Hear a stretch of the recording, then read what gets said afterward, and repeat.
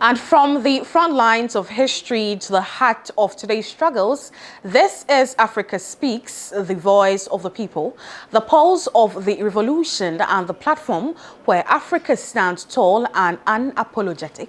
I am your host, Makiza Latifa, and it's always a pleasure coming your way with the show. This week, we confront a betrayal of African solidarity and the stubborn persistence of colonial injustice. We turn our spotlight to the ongoing Moroccan occupation of Western Sahara, a nation denied its freedom, a people living under siege, and a cause that reminds us that Africa's liberation remains incomplete until all of her lands and peoples are completely free. So for decades, the Sahrawi people have fought for their right to self-determination, facing occupation, displacement, and political betrayal by powerful forces.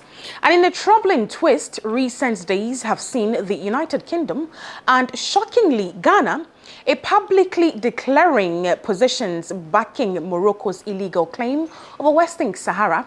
A move that has not only sparked concern, but threatens not just Sahrawi sovereignty, but the very spirit of Pan-African unity. And so today, our theme is clear: occupation, betrayal, the shifting geopolitical winds, and the unfinished struggle of Western Sahara. So to break it all down and arm us with the facts and context that we need, we now turn to our spotlight segment, where our very own Stanley Kwabla Aku brings us a powerful explainer on the roots of this crisis, the geopolitics at play, and what it means for Africa's revolutionary future. Stay with us. This is Africa Speaks.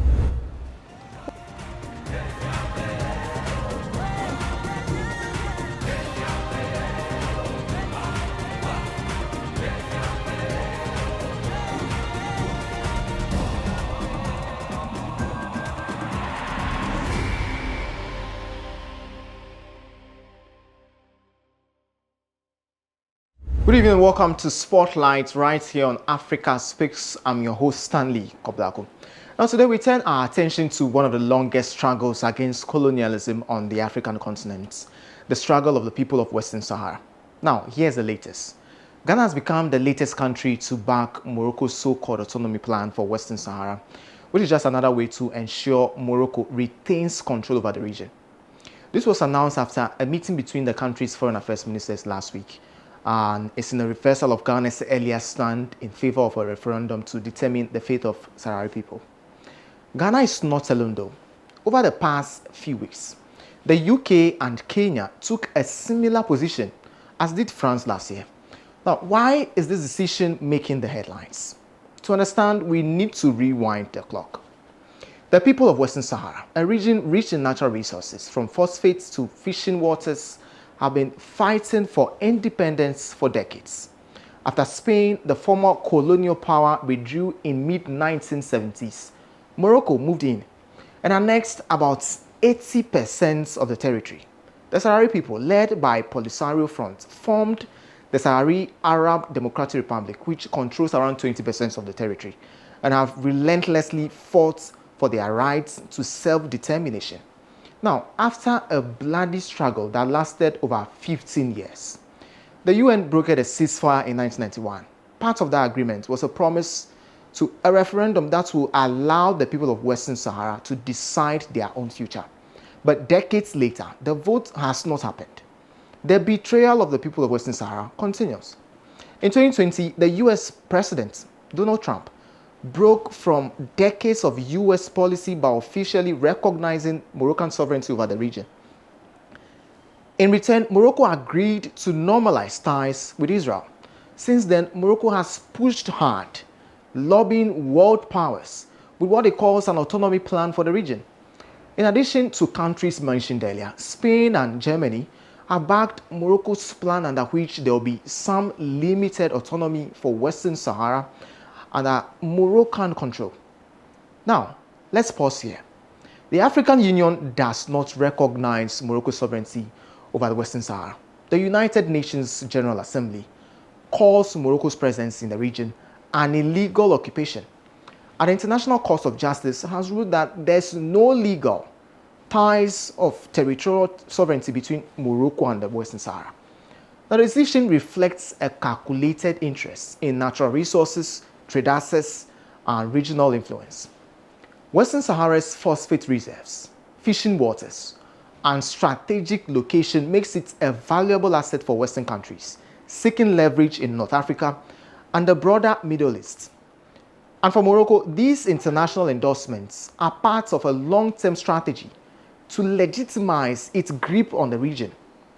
Morocco is also pouring money into some African countries in a bid to get them recognize its claim. This is bigger than Western Sahara. It is about who controls Africa's resources, who defines our borders, who speaks for our people. It's about the battle of African people for freedom from colonialism and neocolonialism. So here are the big questions we leave with you. So why are powerful Western nations backing Morocco? Why are important powers changing their positions and accepting Morocco's claim? Why is the state of global solidarity with the Sahrawi people? How has their struggle continued over the past few years? How will this struggle evolve with the changes we have talked about? Now, we'll be addressing these questions in the coming segments, but we also want to hear your voice. Join the conversation, tag us and message us. Because on Africa Speaks, we just don't report, we reflect together. I am Stanley Kobla Aku, and this has been Spotlight.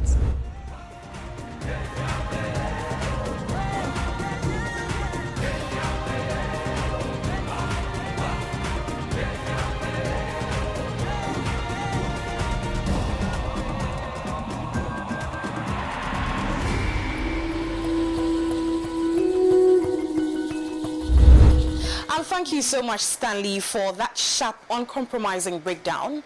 It's clear the struggle of Western Sahara is not a distant one.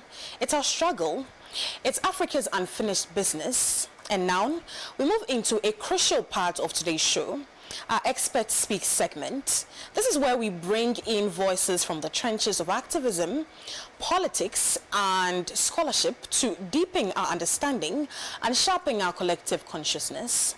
Today, we are honored to be joined by none other than Bernard Mornah, a Pan-Africanist, an activist, and one of the loudest and most consistent voices on the African continent, advocating for the total liberation of Western Sahara, a man who has stood on global platforms, protested at embassies, and spoken truth to power on this very issue. So Bernard will be sharing his thoughts on the history of the occupation, the betrayal by African states, and what ordinary people and progressive forces can do to stand with the Sahrawi people in this defining moment. Bernard, welcome to Africa Speaks. Thank you. It's a delight to be on Pan-Africa TV, and in particular, my first time on Africa Speaks. We are really happy to have you. So we are going to get into the conversation, but we want you to start us off with talking about why Morocco is denying the people of the Sahrawi Arab Democratic Republic their, right to self-determination. Well, let me start from this way. First and foremost, Morocco was never the original colonizer of Western Sahara, or what we now call the Sahrawi Arab Democratic Republic. Right. And so it was Spain that, during the partition of Africa, annexed the Western Sahara for good reason, because Western Sahara had some of the finest stock of sardine fishes. It has enormous agricultural potential. It has phosphate, which is used for fertilizer and what have you. And in 1976, when the people of Western Sahara decided that enough was enough, they kicked out Morocco, and Morocco departed. Soon after Morocco departed, soon after Spain departed from Western Sahara, not Morocco, then Mauritania took a certain portion of Western Sahara, and Morocco also took a certain portion of Western Sahara. The resistance of the Sahrawi people made sure that Mauritania simply had to relinquish their control or annexation of Western Sahara. But Morocco's portion of the Western Sahara that they took over or annexed after Spain had left is that part that contained the phosphate. is that part that contains the agricultural wealth, is that part that contains the water that enables the fishery stock, the sardine and what have you. And so you can see that economically, Western Sahara plays an essential part in the build-up of Morocco, particularly for fish stock, for agriculture, for fertilizer, and what have you. And Morocco is extracting and exploiting the resources of Western Sahara to its own advantage, to the disadvantage of the Sahrawi people. And so, therefore, Morocco is uncompromising in wanting to give up this. So, in 1984, for instance, the Organization of African Unity, now the African Union, admitted Western Sahara as an independent state of the African Union or the Organization of African Unity. Having admitted it, countries like Ghana, Kenya, and many other countries then decided to recognize Western Sahara as an independent state and started giving them consular and embassy acceptance. And so from 1984, Western Sahara has been part of the African Union build-up. Because the African Union or Organization of African Unity admitted Western Sahara, Morocco arrogantly severed relationship with the Organization of African Unity, and by extension severed relationship with the African Union.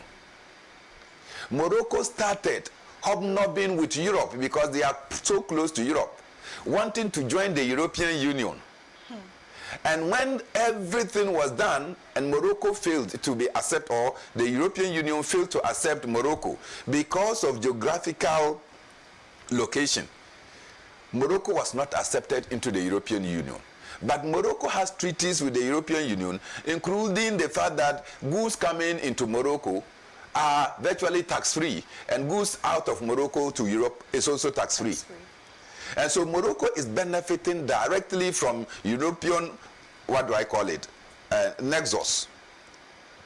So when AU decided that they will not admit Morocco as a full member of the European Union, Morocco then came back, working its way into the African Union. Yeah. What the African Union should have done was to tell Morocco that the reason for which you left is that you did not accept that Western Sahara should be an independent nation.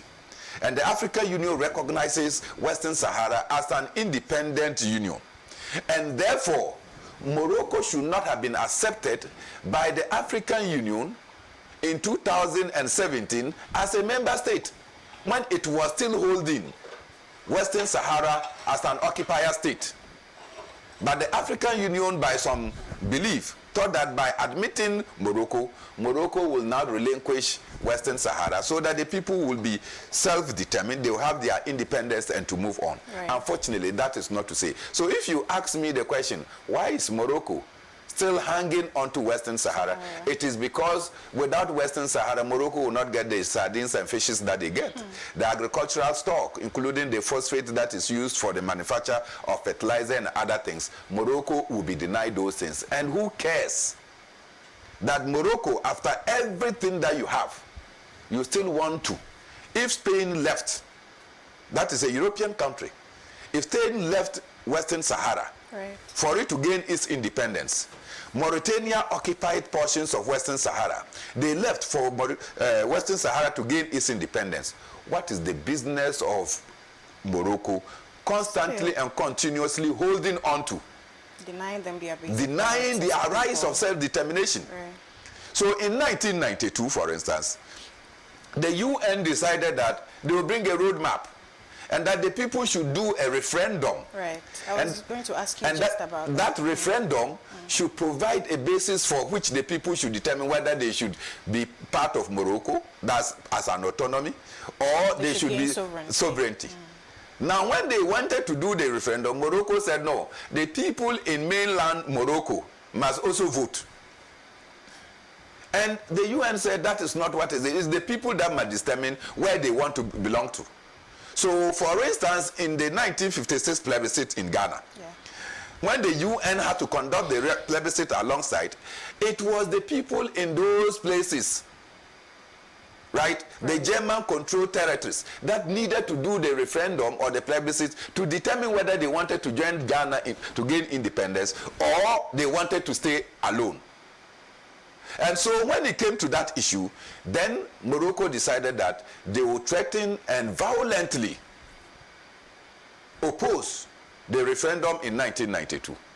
And so since then, what Morocco has done is that they have decided to create safe havens along the territories of Western Sahara. And now they are allowing their own citizens, if you agree that you go and be in Western Sahara, then Moroccan government will provide you with everything that you need so that they can increase the population of true Moroccans in case that the UN insistence that there must be a referendum to determine the fate of Western Sahara, then you will see that the Moroccan population in Western Sahara will vote for that referendum that they want to be part of Morocco. And this has been ongoing for a considerable period of time. And I am just sad that African leaders, some of them who have gone through what it is to suffer under colonial rule, will allow another African country to subject and subjugate the people of Western Sahara into colonialism. If we oppose the Europeans, if we oppose the Americans, if we oppose the Arabs, we must oppose any one of our own that want to subject any portion of Africa into colonial subjugation. Absolutely, absolutely. In your submission, your opening remarks, you touched on the UN's mandates for a referendum and so on and so forth. But that brings me to my next question. In your estimation, why has the UN's mandates for that referendum not been followed? You remember that in 2018, right, I had the unpleasant situation to take 8 countries to court. Including Benin, Burkina Faso, Cote d'Ivoire, Ghana, Tanzania, Tunisia. I took these countries to court to tell them that you are part of the African Union. You've signed a charter and an agreement that you defend the independence and territorial integrity of other countries within the African Union. And you are watching for Morocco to trample upon the rights to self-determination of the people of Western Sahara. And when the case was determined, Morocco came, like I said, very arrogantly and ferociously, attacking the African Court on Human and People's Rights, telling them that they do not have a locus to make that determination, and that they should allow the AU body, which is just about 54, 55 heads of states, who are by themselves compromised, as we are witnessing in the case of what the Foreign Minister of Ghana has just done, as we have witnessed in what William Ruto has done in Kenya. right. Such sordid representation of true African liberation should never be allowed to sustain. So today, Ghana is agreeing to sign a treaty with Morocco because we are expecting Morocco to give us phosphate, fertilizer. We are expecting some economic benefits. Morocco should do investment in Ghana. At the expense of At the expense of the people's own self-determination. If any group of people had compromised the independence of Ghana because of economic gains, those who are in the helms of affairs today, parading as ministers and what have you of our state, will not have existed. We will not have been liberated for them to now qualify to become ministers, now to compromise the independence of other countries on the basis of mere potash. It is an insult to the works that Kwame Nkrumah has done. And if President Mahama, who by birth belongs to Kwame Nkrumah's political party, his father, E.A. Mahama, is a minister under Kwame Nkrumah and a minister under President Liman, under his leadership, true liberation of Africa will be compromised on economic and agricultural gains. Then I think that we are doomed. I am scandalized that President Mahama can appoint a foreign minister who will go and enter into such a treaty and come and the president will sit down and clap for it. It's shameful, it's disgusting that Kwame Nkrumah's Ghana can sit down and worship this kind of agreement. See, Kwame Nkrumah's Ghana led what we call the African Freedom Fighters series.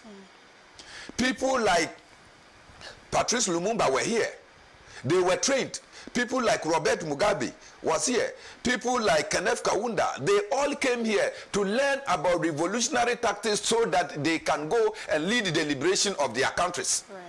Today, Ghana is accepting economic benefits and investment potentials so that the people of Western Sahara can capitulate, they can die.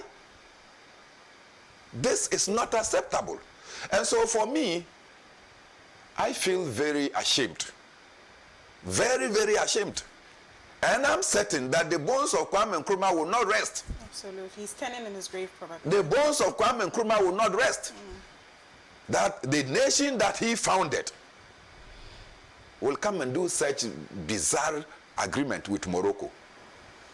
There's no doubt that Kwame Nkrumah had relationship with Morocco when we're talking about the unification of Africa. But this is not the extent that Kwame Nkrumah wanted it. And so our leaders must rethink the kind of relationship we enter. Right. Otherwise, they compromising Western Sahara on the basis of economic gain.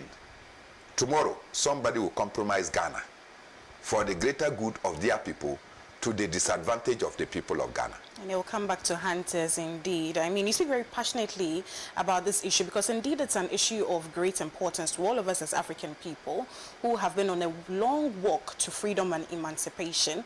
We do know that the African people have been waging a war and fighting for their rights and freedom and determination as a people for a very long time. So it's very shocking that we ourselves as Africans will turn our backs on our fellow brother. One of the things that Kwame Nkrumah said was that the independence of Ghana was meaningless unless it was linked to the total liberation of the African people. What do you think is the reason why there's this really shocking move by Ghana and Kenya? I mean, you spoke of the economic gains and so on. also said that we prefer independence with danger than servitude in tranquility. Right. What our foreign minister has done is that we prefer servitude in tranquility to independence with danger. He has overturned and somersaulted the words of Kwame Nkrumah. If Kwame Nkrumah could make that huge pronouncement of we preferring independence with all the dangers that accompany it, than servitude in tranquility, what do you think that the people of Western Sahara will prefer? They will prefer independence in its fullness that will allow them access to their land, access to their water, right, access to their economy, and access to their people and their culture, to any form of partial independence on the basis that Morocco should determine for them what they should eat. So Morocco says that no, we will give you governorship. You have internal control. But when it comes to issue of foreign relations, we Morocco will take over. When it comes to issues of defense, we will take over. Even culture, Morocco will take over. The people said, no, we want our true independence. And that you, Morocco, was never the original occupier of Western Sahara. They fought the Spanish. They fought Spanish, and the Spain left, right, in 1976. Now, as soon as Spain left, because they were regrouping and now coming, Spain could not stand their force. Spain left. Then Mauritania simply occupied a portion. Morocco also occupied a portion. The resistance of the people, Mauritania left. But Morocco, supported by the United Kingdom, supported by France, supported by the United States, because Morocco is a sellout of the Palestinian people, all of a sudden, Morocco is the toast of America and others, and they are giving Morocco all the energy they require in order to subdue the people from their self-determination. And I want to say this clearly, that in as long as the people are willing to self-determine their own destiny, no force, not that which Ghana has entered into with Morocco, not that which Kenya has entered into with Morocco, the people of Western Sahara will liberate themselves. Absolutely. And they will find those officers who just got into offices for a transient period. It's a short time period. Be the Minister for Foreign Affairs, you will not be there forever. There have been several ministers of foreign affairs before you became Minister for Foreign Affairs. So if you came to assign and append, tomorrow you will not be foreign minister. Somebody of a lucid disposition towards liberation of the African people will come and overturn that decision. But we will see you for who you are. Absolutely. That you are an economic profiteer of the misery of the people of Western Sahara. Absolutely. I mean, beyond Africa, you also touched on UK and France as well in all of this conversation. What do you think they are given in return? What do you think Morocco is given in return for this very recognition at the expense of the people of Western Sahara? Morocco has entered into an unholy alliance with Israel. Right? So in the Maghreb region, it seems to the United States, it seems to the United Kingdom, and it seems to France that once Morocco is dealing with their darling Israel and is not in conflict with the Israeli people, then the United States of America can then see Morocco as a confident country that they can deal with. And so therefore, they can be assured that American interest can be served when Morocco is there. And because that interest can be served, whatever Morocco is proposing, America wants to support it in order to maintain that interest within the Maghreb region, to ensure that they are able to contain the anger of the Arab nation against Israel. Who doesn't know what Israel is doing in Palestine? How come that the Arabs within that zone are unable to marshal themselves into a single force to deal with Israel at a go? But if you have people like the Moroccans, you have the likes of Egypt, Assisi, then you can be assured that within the Arab region, there is division. There are friends of Israel, that thereby extension becomes friends of America, friends of the United Kingdom, and friends of France. And why? If Spain has left, why did Spain leave? Why is the United States not interested in Spain coming back to annex Western Sahara? Why is the United Kingdom not interested in Spain taking over Western Sahara again? Right. Why is France not interested in Spain taking over Western Sahara again? Because everybody has accepted that colonization is a thing of a past. Decolonization and liberation is the true path. So if Spain has left, Morocco cannot become the new colonizer. And so it's amazing that forthright thinking people can just jump and say that no, we stand to gain economically. And so because of this economic benefit, that is why it is just because of Israel and the rapprochement that has been created within that zone that America is backing Morocco. And this is their plan, which plan is at variance with the United Nations' own position that let the people have their right to self-determination and not that of autonomy under Moroccan sovereignty. No.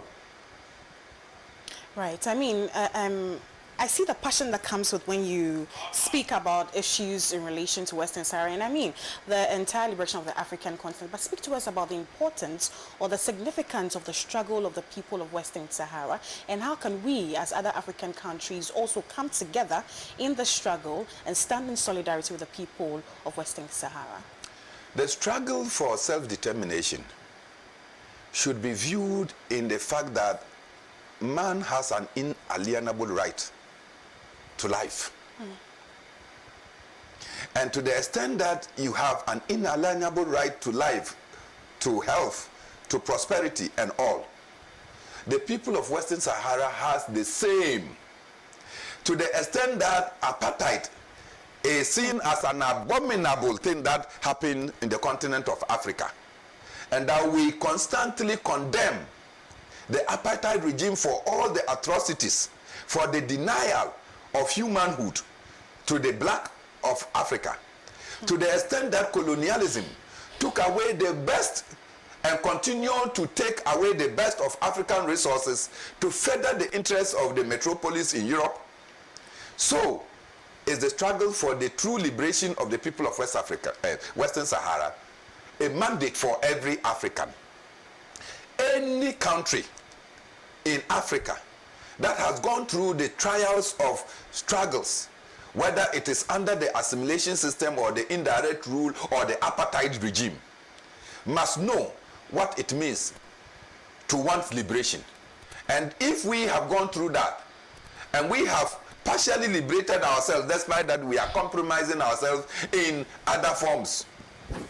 If the people of Burkina Faso today can rise up in arms to say that enough of French control over the resources of Burkina Faso, the people of Mali can rise up to say enough over the control of Malian resources by France, the people of Niger can rise up and say the same thing, then you can know that the people of Western Sahara will not sit down for Morocco to do what they think they want to do. If the entire Ghana decide to go and join with Morocco, but the people of Western Sahara will fight. And until their bones are rotten, as Asofo people will think, I am sure that one day, liberation will come to the people that will fight for it. And the people of Western Sahara have never shown timidity in their struggles. Absolutely. And they will fight. And I am certain that if they are fighting Morocco and they cannot get Morocco, they will start fighting the allies of Morocco. So Ghana should be ready that you have gone in for a fight that you may not be able to contain. Right, thank you so much. But before I let you go, let me ask you briefly what you think that governments in Africa and other parts of the world should do in addressing or tackling this very worrying situation. See, nobody can hold the freedom and liberties of another for long. And for that matter, Morocco must accept that you cannot have oversight over a people who say that we don't want your oversight. The Sahrawi people have insisted from day one, even when Spain was in authority, that they don't want an occupier to take over their land. You may think that they don't have what it takes, but they know that they will learn from their mistakes to become perfect. And that is the reason why when Western Sudan, Southern Sudan and Sudan were to be splitted, John Garang fought, they got their independence. How they are managing it is a different thing. Let the people of Western Sahara have, and let the African people realize that, as Kwame Nkrumah said, liberty will not descend onto a people must raise themselves onto liberty. I am convinced that as long as the people of the Sahrawi Arab Republic continue to raise themselves and to resist Moroccan occupation of their land, liberation will come. Let Africa and the rest of the world support these people so that their true self-determination and worth can be ascertained. Indeed, liberation shall surely come for the people of Western Sahara with the support of the rest of the world.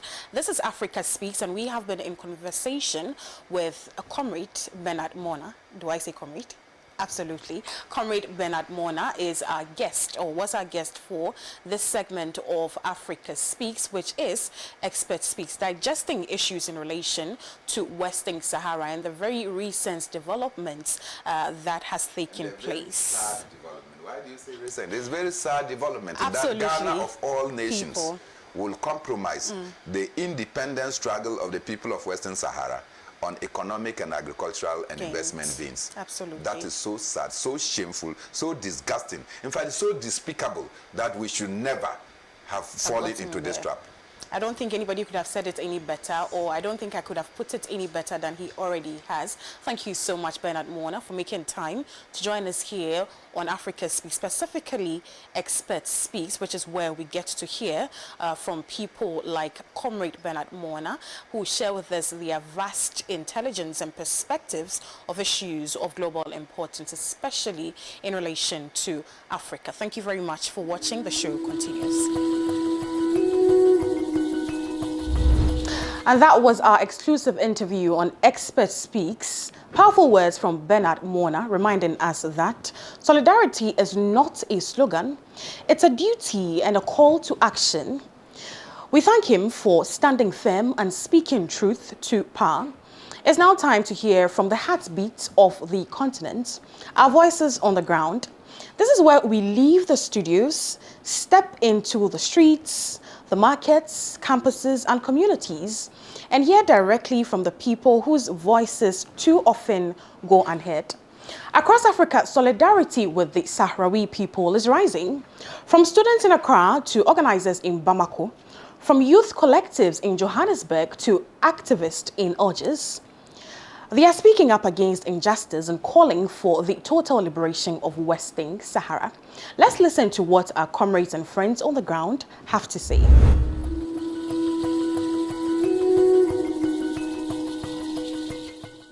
The struggles of the people of Western Sahara is a struggle that the world,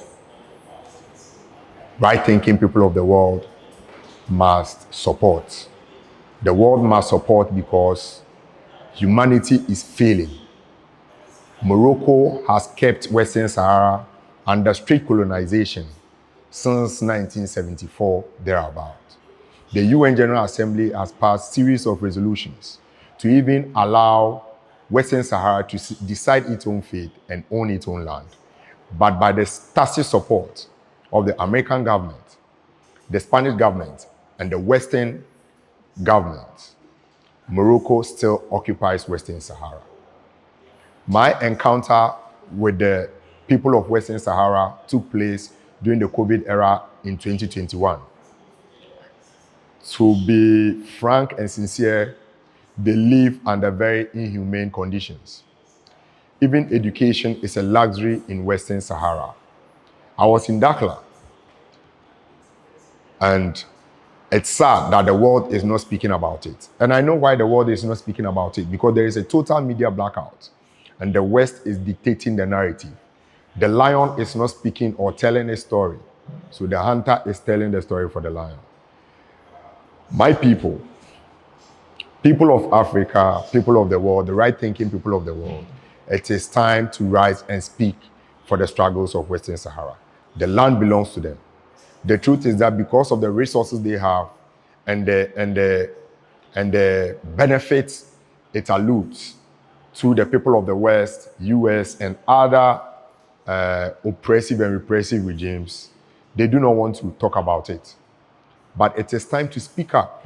I remember I had an encounter with people who works with Oxfam and some of these NGOs, and I told them that they can be accounted as accomplices to the crimes that is being visited on the people of Western Sahara. Why do I say so? They have a voice to speak for the people of Western Sahara, but they are all quiet, and they are giving them aid. There is no better aid. There is no better aid, I repeat, than freedom. And the people of Western Sahara deserve our absolute support to get or to gain their independence and freedom. I slept in tents when I visited Western Sahara in 2021. It was a bizarre situation. I remember one night, the weather was very cold and my leg almost got frozen. So when I woke up, I was looking at kids and children in the community, and I was thinking that this is what these children have been going through for centuries. Why should it be so? Why is the world quiet? I think it is about time we actualize the dream, especially the people on this continent, West Africa and Africa. We actualize the dream of Osagyefo Dr. Kwame Nkrumah and our forebears. It is not for nothing that during the eve of Ghana's independence, Osagyefo said that the independence of Ghana is meaningless until it is linked with the total liberation of the continent. As we speak, Ghana is not free. As we speak, Africa is not free. I'm not saying it is not free because other countries are being neo-colonial or they are being exploited through other means. But I'm saying that there is classical colonization going on in Western Sahara. The monarchy of Morocco is stealing the resources of the people of Western Sahara, killing them, high-handedness, making sure they don't get education. For someone to get education in Western Sahara, the person must be picked up by an NGO that has visited the territory to go to Spain or Algeria to go and study. Why should it be so in this day and age? Even water is being rationed in Western Sahara. This is the challenge we face. The world cannot continue to keep quiet. You and I, we cannot continue to keep quiet. It is about time we rise and speak for the people of Western Sahara. This colonization must stop. I am surprised that the AU the ECOWAS, and all the bodies that you can find are quiet on this issue. And AU is even working closely with Morocco. Recently, I heard that the government of Ghana has shamefully had an agreement with the people of Morocco as against the decision to work with Western Sahara. It is unacceptable. It is a shame to the history. It is a shame to the struggles. It is a shame to what our forebears led by Osajifo Dr. Kwame Nkrumah did. And it is about time we revert to the position of true Pan-Africanism, seeing each other as a brother on this continent and working together and fighting against any form of exploitation, any form of imperialism, and any form of colonization. Because in the AU Charter, I am certain that it is stated that colonization is disbanded. We cannot continue to tolerate colonization. Yet AU is working with Morocco, which is the colonial masters of today's Western Sahara. Something that is bizarre. Something that Osajifo Dr. Kwame Nkrumah would have fought tooth and nail. It is about time we rise. Comrades, brothers, friends, right-thinking people of the world, my encounter with the people of Western Sahara has shown me that occupation in all its forms, like it's happening in Palestine and all other places, cannot be tolerated. We must stand up and speak. Today, it is Western Sahara. Who knows, tomorrow it could be your country. But it's important we come together and let Moroccans or the monarchy of Morocco know that enough is enough. They should back off Western Sahara and its resources. It's important to underscore that the struggle for a free, independent, sovereign Western Sahara has been an ongoing struggle, especially based on the root of the former direct colonial, Spanish colonial rule that opted to auction the Western Sahara to the Moroccan king. This is important for people to understand that the roots of the Western Sahara are actually built on the colonization project and as an output of imperialist intervention in the African continent. So it basically brings out why it is important for us to actually stand shoulder to shoulder with the brothers and sisters, with the comrades and the heroic people of the Sahara, the heroic Sahrawi people, and even the Polisario Front, because it is a just struggle. The African people know the pain of colonialism. Kenya was colonized by British, same to other African countries. So it's important to stand in solidarity with the Sahrawi people on the clear understanding that the people of the Global South have rejected colonialism in its all manifestation. The other demands that also we need to, immediate demands, to underscore the importance of our unconditional and permanent solidarity with the Sahrawi people. What are these immediate demands? It's important to acknowledge that the return of what it is called calm, where calm only means death of the Sahrawi people, that the referendum that was pronounced by the special United Nations body that was meant to conduct the possibility of carrying out a referendum to make sure that the Sahrawi people can vote whether they want sovereignty or they want occupation by Morocco.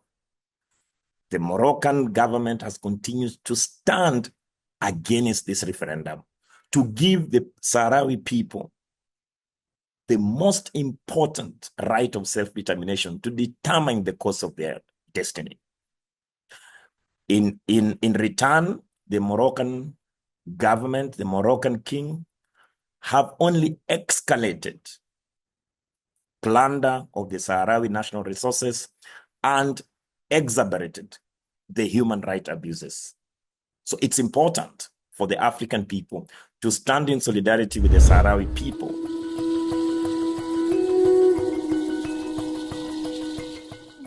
Powerful voices from the ground as always, and a reminder that the struggle lives wherever people raise their voices for justice. Now we bring you movement news, your roundup of stories, actions, and victories from progressive forces across the continent. These are the stories the mainstream won't tell you, but here on Africa Speaks, we amplify the pulse of the people's movement. Our top stories this week. First, we cross over to Burkina Faso, where we hear all about the significance of World Environment Day from a pan-African agricultural perspective. As climate change tightens its grips on our lands, it's our farmers, food producers, and rural communities who feel it first. And they are also the front line of resistance and resilience. Next, a proud moment for the progressive camp, the official launch of the AES anthem. This is not just a song, it's a rallying call, a cultural weapon, and a symbol of unity for the Alliance of Sahel States. We'll unpack its meaning and the spirit behind its creation. And then we head to Zambia, where the Socialist Party has kicked off an inspiring literacy program aimed at empowering communities through education, political consciousness, and collective organizing. Because as Kwame Nkrumah taught us, the political independence of a people must be backed by the intellectual and social awakening of the masses. And then finally, we head to Kenya, where we focus on an icon, Ngũgĩ wa Thiong'o, a freedom fighter and cultural combatant from Kenya. His words have unsettled tyrants, inspired movements, and armed generations of Africans with the radical power of storytelling. He's a fearless writer, intellectual, and activist. Ngũgĩ's pen has always been a weapon against injustice. And that's what's happening in the movement. So stay tuned as we dive into each of these stories right here on Africa Speaks.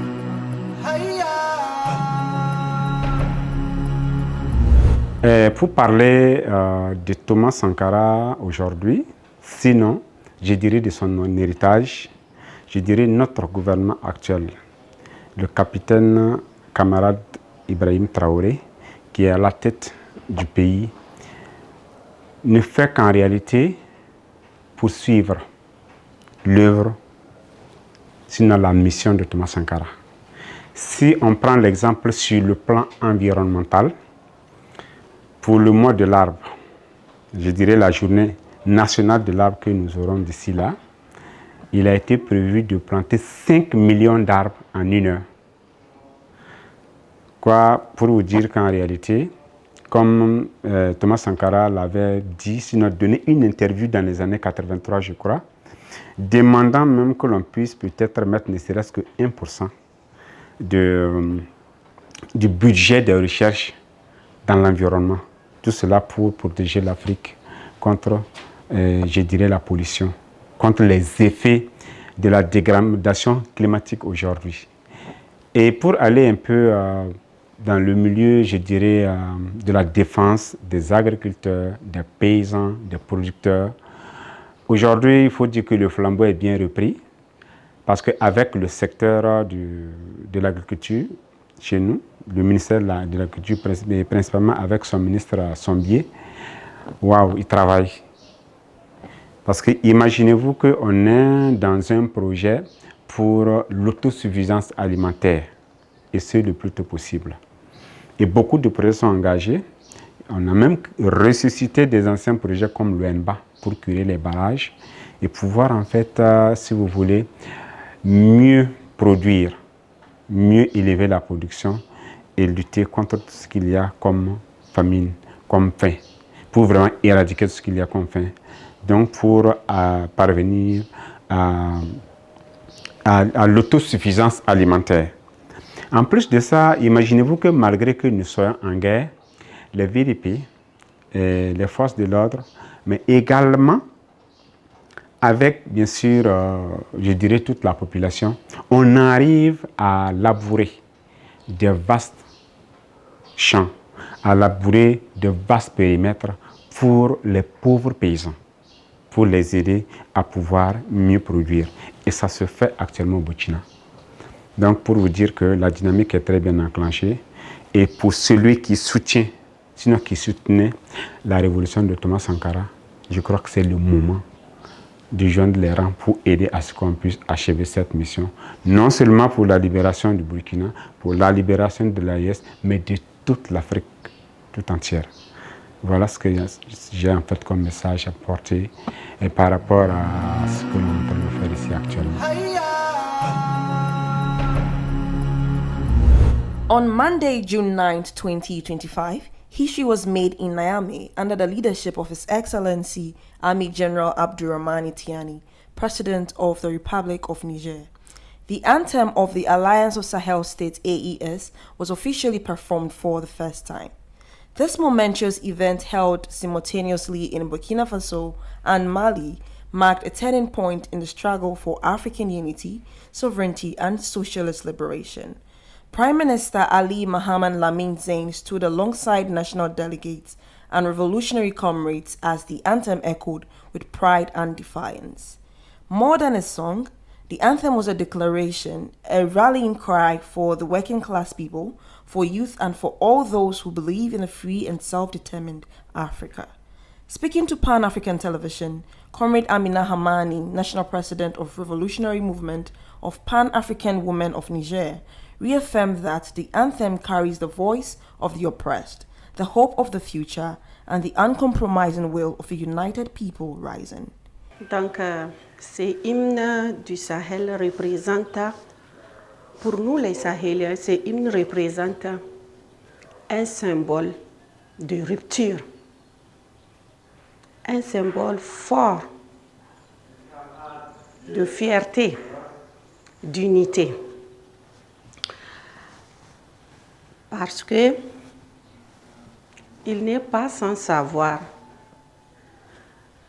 de 2023 jusqu'à maintenant, 2025, ce qui s'est passé dans le Sahel, j'espère que tout le monde est au courant de ce qui s'était passé et ce qui est en train de se passer encore. Donc, ce symbole n'est pas juste un chant pour nous les Sahéliens. C'est un symbole de souveraineté, c'est un symbole d'espoir, c'est un symbole d'unité sahélienne. Et ce hymne aussi donne un message à l'ordre mondial que le Sahel n'est pas seul. Il trace juste la voie pour toute l'Afrique. Il trace la voie pour toute l'Afrique et montre à toute l'Afrique que nous sommes debout, nous sommes résistantes, nous sommes résilientes et encore un peuple, bien qu'il soit menacé, s'il est organisé, il peut être résistant et peut convaincre aussi. Donc, c'est hymne pour nous, les Sahéliens, est tout un symbole. C'est une fierté. On est debout pour aller de l'avant, pas pour aller de l'arrière. Et on défie quiconque, tous ceux qui pensent que nous, on est des incapables, on les défie. On défie tous ceux qui pensent que les Sahéliens, ce sont des incapables, ils ne peuvent pas faire ceci, parce qu'on pense que les peuples sahéliens, les pays sahéliens de l'AES, nous sommes les pays les plus pauvres. Donc on ne peut pas aboutir, on ne peut pas atteindre nos objectifs. C'est pas vrai, c'est faux. Actuellement, on a tout ce qu'il faut Et même si on n'a rien, on est déterminé pour atteindre nos objectifs. Donc, qui veut l'entendre, qui ne veut pas l'entendre, c'est hymne pour nous, c'est un symbole. Il représente tout. In the powerful voice of the anthem, the spirit of Pan-Africanism is not just remembered, it is reignited. The AES stands firm, born of resistance, driven by solidarity and committed to building a future where the wealth of Africa serves its people.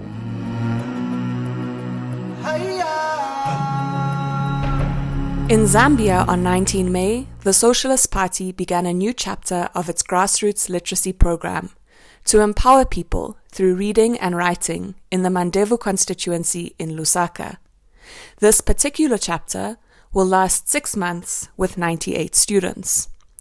The program, which began in 2019, is the product of concrete solidarity, a collaboration between the Socialist Party of Zambia and the Samora Machel Internationalist Brigade of Brazil's Landless Rural Workers Movement, the MST.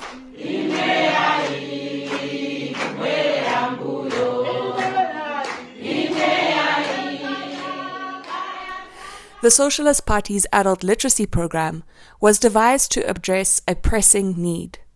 A survey in 2018 revealed that 1/3 of Zambia's women and 18% of men were illiterate, which meant that they could not read at all, People's Dispatch reported. In the country's Lusaka, Eastern and Western provinces, where the literacy program was first launched, 19.9%, 50% and 36.7% of women between 15 and 49 years of age, respectively, could not read at all. Illiteracy was especially rampant in rural areas where 45.8% of people could not read, as opposed to 19.4% in urban areas. Only 1% of women and 3% of men in the country's lowest wealth quintile had completed secondary and higher education. The Socialist Party's adult literacy campaign sought to tackle this crisis and has been well received in both urban and rural areas. It has covered 22 municipalities, initially in rural areas and moving on to the urban, such as Lusaka. Since 2021, over 4,000 people in urban and rural areas have become literate in Zambia's official language, English, as a result of the Socialist Party's program. In 2024, 350 people, the majority of whom were women, graduated as part of the program. The program is not just about reading and writing. Agroecology, communication, and popular health have all found a place in the curriculum. Brazil's MST provided seeds from Brazil for Zambian farmers to plant and grow. And it's not a one-way transfer of knowledge. The sessions are a learning experience for everyone, as they tackle the social and economic challenges of Zambia and develop solutions together. While Zambia has over 70 indigenous languages in which people are multilingual and even literate, the emphasis of literacy in English dates back to the colonial period and stems from the fact that English was incorporated into all areas of political, social, and cultural life in the country, and as such, deemed necessary for people to be able to access basic services, including education and healthcare. The development of the program in Zambia has an internationalist history. It shares and develops methods tried in Cuba, Brazil, Nicaragua, Venezuela, and Guinea-Bissau. It is born from the Yo Si Puedo, Yes I Can, adult literacy method developed in Cuba, a method that has helped over 10 million people across 30 countries become literate. The to talk, to read, to write the words in the world method that has been implemented in Zambia is based on the idea of popular education, as advanced by Brazilian educator and philosopher Paulo Freire, and other methods that find their origins in Latin America. For the Socialist Party, the aim is to build huge resilience in society, the ability of the people to read and write, to have a certain level of health. These are key pillars upon which Zambia's socialist process will rest.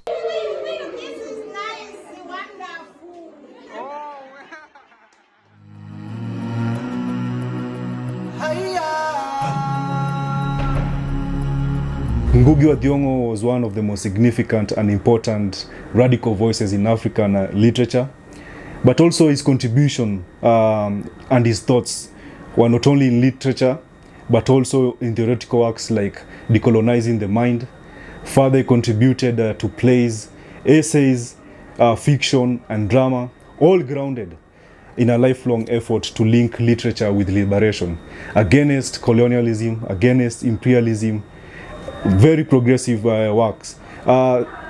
Some of the works that were heavily rooted in the resistance to colonialism and imperialism were very fundamental to Africans, were very fundamental to African politics. Some of the works like the Weep Not Child, The River Between, A Grain of Wheat explored the psychological and social consequences of British colonial rule in Kenya, and particularly during the Mau Mau liberation struggle. So these works are some of the important works that expose the trauma, collaboration, betrayal, and the heroism of this era of the African people, centering the urgency of the African working people to this struggle.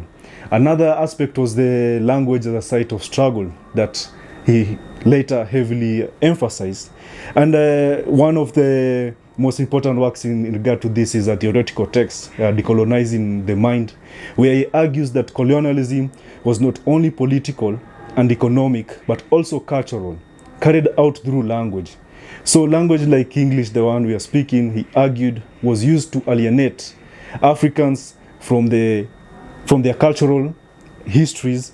And so he famously rejected writing in English and chose to write in Gikuyu, his mother tongue, and Kiswahili instead. So starting with this play like Gaikadeda, which is now in English is I'll Marry When I Want, was one of those plays that was written in his indigenous language. So the act in itself was revolutionary, and he continued this, contributing in works in capitalism, class struggle, and recognizing African working people as the protagonists in these struggles. And so his works were very clear in this, consistently linked the suffering of African people not just to colonialism but to capitalism. In his work, The Petals of Blood, for example, he critiques the betrayal of the independence struggle by post-colonial leaders who abandoned the poor to profit and global capital. So the novel was very important, an indictment of neocolonial corruption, land grabbing, foreign control, and the repression of workers and peasant struggles that he noted. These were very important. And most importantly and finally was his insistence on the role of the writer in a neocolonial society. And so Ngũgĩ embodies the idea of the writer as an organic intellectual in the Gramscian sense, someone rooted in the struggle of the oppressed and committed to transforming society.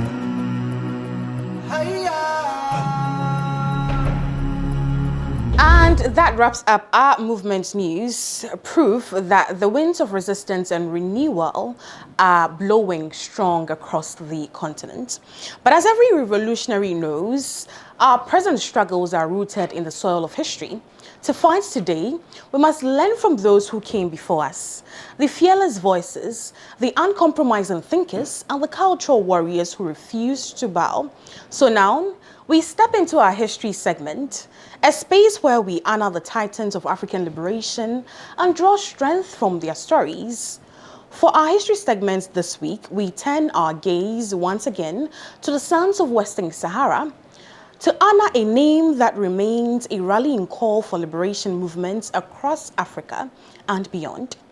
Today, we remember El-Ouali Mustapha Sayed, founding president of the Sahrawi Arab Democratic Republic, and one of the fiercest symbols of African resistance, a leader, a fighter, and a martyr whose legacy still fuels the Sahrawi people's fight for total freedom. Let's dive into the story of this revolutionary icon while we remember, learn, and be inspired.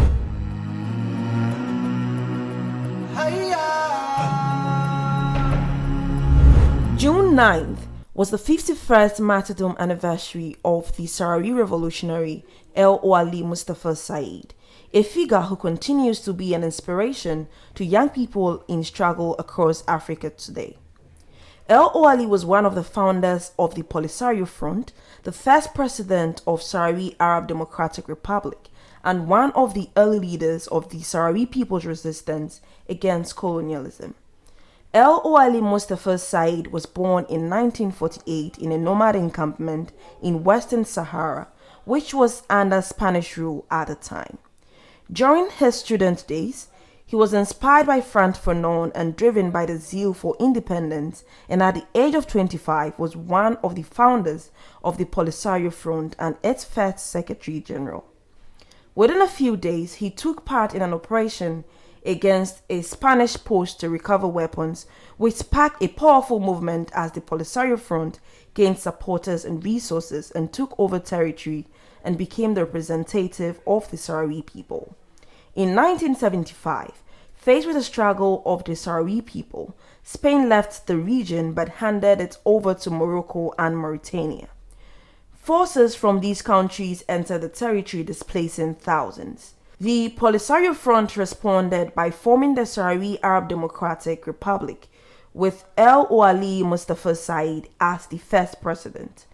With the support of Algeria and Libya, the Polisario Front began a fresh phase of military operations against the new occupiers. El-Ouali was in the forefront of these operations, not just as a planner, but as a combatant. On June 9, 1976, El-Ouali Mustapha Sayed was killed by Mauritanian troops while returning from a raid on the country's capital, Nouakchott. His struggle would continue, and in 1979, Mauritania signed a peace treaty with the Polisario Front and withdrew. The Sahrawi people's struggle against Moroccan colonialism continues to this day. June 9th is marked as the Day of the Martyrs by the Polisario Front in memory of El-Ouali Mustapha Sayed and all those who gave up their lives for freedom. As the Sahrawi people continues their struggle for freedom and self-determination, we lift up the name of El-Ouali Mustapha Sayed. Powerful lessons from history, because as we say here on Africa Speaks, the past is not a distant memory. It walks with us, speaks through us, and demands that we carry its wisdom into every struggle we face. And speaking of struggle, there's one word that has carried revolutions, built movements, and held together the oppressed in their darkest and brightest moments. A word that echoes from the picket lines of Soweto to the refugee camps of Western Sahara, from the streets of Gaza to the fields of Burkina Faso, and from the resistance circles in Niger to the township of Windhoek. The word is solidarity. But before we unpack it, let me ask you, what does solidarity mean to you? Is it standing side by side in protest? Is it breaking bread with a comrade in need? Is it raising your voice for people you've never met in a land you've never seen? Well, think about it, because today's word of the day isn't just a slogan. It's a weapon, a shield, and a promise. Our word is solidarity. This is Word of the Day segment on yet another episode of Africa Speaks with me, Vicky Wilson. Today, we are looking at solidarity. Solidarity. What is solidarity? Let's get started. Solidarity is a collective commitment, a firm recognition that our struggles, though rooted in different contexts, are interconnected. In the Pan-African tradition, solidarity is not a passive expression of support. It is a deliberate act of unity in struggle, grounded in a shared vision of justice, dignity, and liberation. As the Mozambican revolutionary Samora Machel said, international solidarity is not an act of charity. It is an act of unity between allies fighting on different terrains towards the same objective. The foremost of these objectives is to aid the development of humanity to the highest level possible. Across Africa and the global south, solidarity has been a very vital weapon in resisting domination, political, economical, and cultural. It has connected freedom fighters, radical thinkers, workers, peasants, and students. Solidarity transcends borders, religion, ethnicities, nations, oceans, and movements. Solidarity is understanding that none of us are free until all of us are free. At its core, solidarity means collective resistance and shared struggle. It is when the oppressed and exploited peoples of the world recognize that our liberation is intertwined and that fighting alone is not an option. Historically, solidarity has been the heartbeat of Pan-African resistance. From the 5th Pan-African Congress in 1945, where revolutionaries like Kwame Nkrumah and George Padmore gathered to plot the end of colonial rule, to the national anti-apartheid movement that mobilized millions of people across continents. The Cuban Revolution, led by the likes of Fidel Castro, Che Guevara, and Celia Sanchez, offered powerful solidarity to national liberation movements in Africa, sending doctors, soldiers, educators to Algeria, Angola, Namibia, Guinea-Bissau, and more. This was internationalism in action. Julius Nyerere's concept of Ujamaa extended beyond Tanzania. Similarly, Thomas Sankara of Burkina Faso called on African nations to reject debt and imperialism together, proclaiming that he who feeds you controls you. In more recent times, we see solidarity in the formation of the Alliance of the Sahel States, a bold move towards regional autonomy and self-determination. Standing in solidarity means taking a side against the oppressor, against occupation, genocide, and colonial rule. Solidarity means standing with the people of Palestine, supporting the Sahrawi people's demand for independence from Moroccan colonial occupation, and rejecting alliances with regimes that committed or enable these crimes. To be neutral in the face of genocide and colonialism is to abandon the very principles of Pan-Africanism. Today, we must remember that Pan-Africanism is internationalism. Our enemies, colonialism, capitalism, imperialism, are global, and so must be our resistance. As revolutionary Pan-Africanists, we must remember that solidarity is not passive support. It is active struggle. Our solidarity must extend beyond Africa's shores and colonial borders. It must embrace the diaspora and all who resist oppression until liberation becomes a shared and global reality.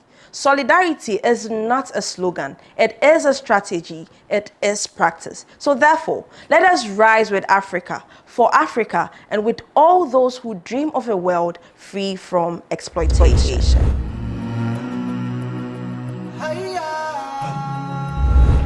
And just like that, we have come to the end of another charged edition of Africa Speaks, from the unyielding spirit of Sahrawi people to the wisdom of Ngũgĩ wa Thiong'o, from the bold movements shaking up our continent to the sacred word of solidarity.